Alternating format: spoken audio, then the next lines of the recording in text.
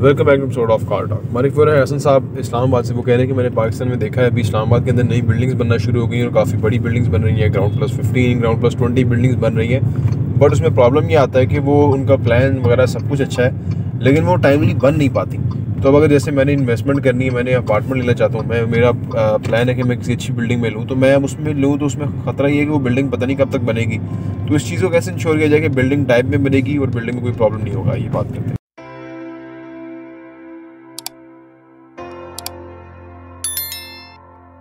बिस्मिल्लाहिर्रहमानिर्रहीम, अस्सलाम वालेकुम रहमतुल्लाहि व बरकातुहू। देखिए जी, मैं आपको अपना बताऊं कि मैंने गोरी टाउन में शुरू में इन्वेस्ट किया। मैं बहरिया में इन्वेस्ट का मुझे पता नहीं था, फिर मैं बाद में बहरिया में इन्वेस्ट करता रहा और इस तरह से मैं आप जो है ना वो आगे बढ़ रहा हूँ। इन्वेस्टमेंट में एक चीज़ होती है कि आप कहीं भी इन्वेस्ट कर लें। गाँव में भी आपकी कोई प्लॉट है, घर है जी, कोई चीज़ है ना, कोई दुकान है, तो वो उसकी एक कीमत है, उसके हिसाब से कीमत है।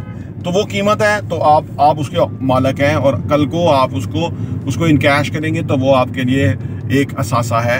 इस तरह के आप छोटे छोटे 4 असासे होंगे तो उसको मिला के तो एक असासा बड़ा बना सकते हैं। DHA में, बहरिया में कोई चीज़ बना सकते हैं, ठीक है। तो ये एक कांस्टेंट प्रोसेस है जिसको मैंने अडॉप्ट किया और मैं लोग से भी शेयर करता हूँ। लोग कहते हैं नहीं जी, हमें रहना तो बहरिया में है, DHA में है, लेकिन अभी हमारे पास पैसे नहीं है। अभी जितने पैसे हैं और जहाँ चीज़ मिलती है वहाँ ले लें, क्योंकि उस पर कंपाउंडिंग इफेक्ट आएगा। आपकी चीज़ महंगी होगी, ठीक है, जो आपने खरीदनी है वो भी महंगी होगी, लेकिन कम से कम आपको कहीं से गेन भी तो होगा ना। इसी तरह से अगर आपका दिल है कि मैं ऐसी बिल्डिंग में रहूं कि जो बड़ी अच्छी डेवलप हो, कोई 10-20 स्टोरी बिल्डिंग हो, मतलब 20 स्टोरी बिल्डिंग हो जिसके अंदर बहुत सारी फैसिलिटीज़ हों वगैरह हों, तो वो जो मार्केट में अभी, क्योंकि पाकिस्तान में ये ना बिल्डिंग बनी नहीं है, ये सिविल एविएशन अथॉरिटी है, ये ग्राउंड प्लस 3 से ज़्यादा बिल्डिंग बनाने नहीं देती थी। कहते थे जहाज़ गुजरेगा तो वो उसके लिए डेंजरस है। भाई दुनिया के जहाज़ न्यूयॉर्क में उतर जाते थे, इनके जहाज़ पता नहीं कोई अंधे बहरे थे कि ये आगे बिल्डिंग से टकराते थे। तो उन्होंने ना, अच्छा, बजाय कि किसी स्पेसिफिक एरिया को रोके बाकी जगह में बनाए, कहीं भी नहीं बनाने देते थे। वो तो भला हो इमरान खान का कि जिसने वर्टिकल बिल्डिंग का रवाज दिया, तो ये पिछले 2 साल पहले की बात है। कौन सी कोई 2 दहाइयाँ हो गई हैं। 2 साल में 10 स्टोरी बिल्डिंग तो आम बहरिया में हम भी बेच रहे हैं, बना रहे हैं, ठीक है। 20 स्टोरी, 30 स्टोरी, 50 स्टोरी बिल्डिंग ज़रा कम है।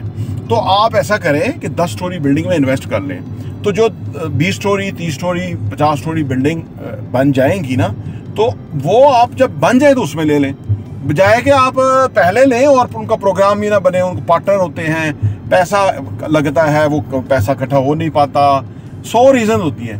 तो आप उस झमेले में पड़े ही ना, टेंशन में रही ना, आप रीजनेबल जो प्रोजेक्ट है उसके अंदर इन्वेस्ट कर लें। वो भी सरमाया आपका ग्रो कर जाएगा, और जब वो सरमाया ग्रो कर जाएगा तो फिर आप वहाँ से बेच के तो वहाँ ले लें जहाँ आप लेना चाहते हैं, और वो जो बन जाए उसी कम्युनिटी में आप जाके रह सकते हैं। तो इसको ना इस तरीके से करें, क्योंकि मैं इस तरह से करता हूँ, क्योंकि बजाय कि आप क्या रिस्क ले लें और अगला बनाए ही ना और आप उसके साथ रोलों में पड़े रहें, क्या ज़रूरत है। वो बना लेगा, उसकी जो मार्केट वैल्यू होगी उस पर हम खरीद के रह लेंगे।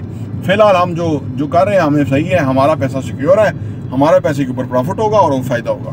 तो इस चीज़ को मद्देनजर रखें, तो इससे आप बच सकते हैं। प्रॉपर्टी इंटरव्यू देखने का बहुत बहुत शुक्रिया।